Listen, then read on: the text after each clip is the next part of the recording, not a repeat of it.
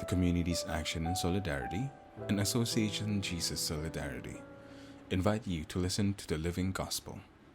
Today, Palm Sunday, let us meditate on the Gospel according to Matthew chapter 27, verses 33 to 56, with commentary from Father Patsy Lloydy and the voice of Kyle Del Rosario. Proclamation of the Holy Gospel according to St. Matthew. And when they came to a place called Golgotha, which means place of the skull, they gave Jesus wine to drink mixed with gall. But when he had tasted it, he refused to drink. After they had crucified him, they divided his garments by casting lots. Then they sat down and kept watch over him there. And they placed over his head the written charge against him: "This is Jesus, the King of Jews." 2 revolutionaries were crucified with him, one on his right and the other on his left. Those passing by reviled him, shaking their heads, and saying, "You who would destroy the temple and rebuild it in 3 days, save yourself if you are the Son of God, and come down from the cross." Likewise, the chief priests with the scribes and elders mocked him and said, "He saved others, he cannot save himself, so he is the King of Israel. Let him come down from the cross now, and we will believe in him. He trusted in God. Let him deliver him now if he wants him, for he said, 'I am the Son of God.'" The revolutionaries who were crucified with him also kept abusing him in the same way. From noon onward, darkness came over the whole land until 3 in the afternoon. And about 3 o'clock, Jesus cried out in a loud voice, "Eli, Eli, lama sabachthani," which means, my God, why have you forsaken me?"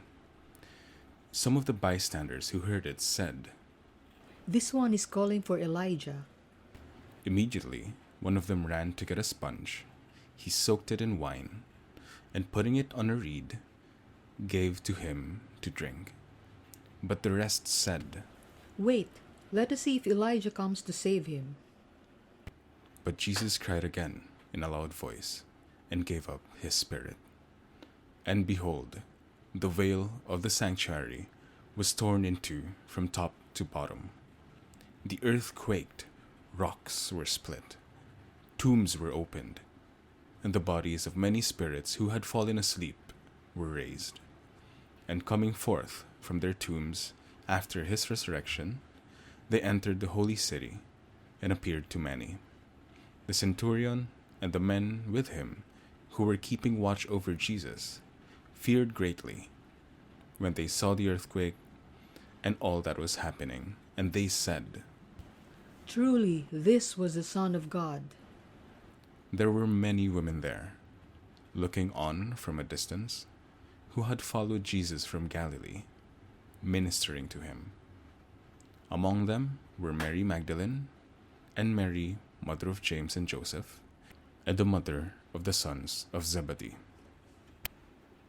The Word of the Lord.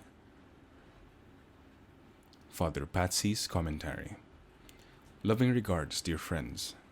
Today's Gospel is the complete account of the death of Jesus, from the institution of the Eucharist to the crucifixion, through the Last Supper, the agony at Gethsemane, the various trials and denials of Peter. We have taken only the story of the death of Jesus, but we recommend reading the entire Passion narrative. It is worthwhile. It is a concise story with no concession to sentimentality, but the same dryness produces a strong impression. The hours that are mentioned successively, 12, 3, accentuate the drama. The story uses a single word to communicate the dreadful torture. Jesus was branded a criminal and died between two criminals. He did not drink the potion that they gave to prisoners to relieve their pain, as a sign that he wanted to hurry the last particle of suffering.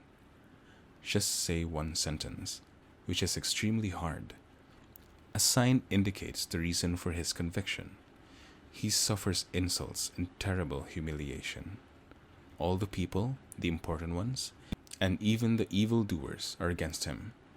Only two irrelevant groups are in his favor: the woman and that of the centurion, the latter a pagan despised by the Jews. There are intense symbolisms which show us that the passage is revelatory rather than historical. The curtain of the holiest place is torn from top to bottom, symbolizing the end of the Old Covenant. The prolonged darkness expresses the crime committed against the Son of God. The open graves anticipate that his death will bring us life. The earthquake is an echo of the tremors that occurred in the manifestation of God. The disciples have disappeared. Women are far, but they are there. They don't approach because the Roman soldiers don't let anyone approach Jesus.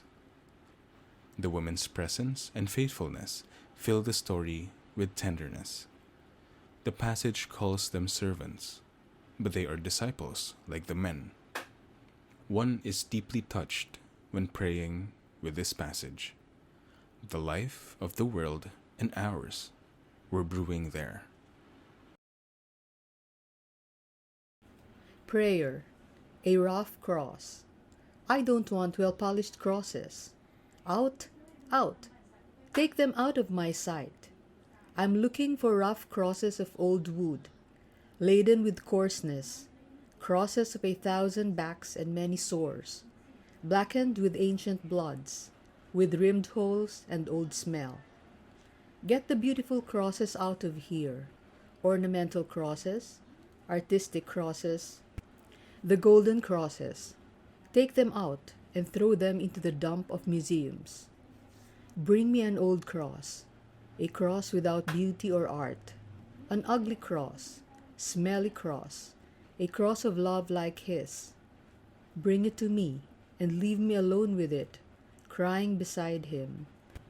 To resurrect every moment in the love that never dies, with the dispossessed and humiliated of the earth, with all the people of this merciless world, because we all are beggars of love, beggars of life, and you give us yours so we can live forever.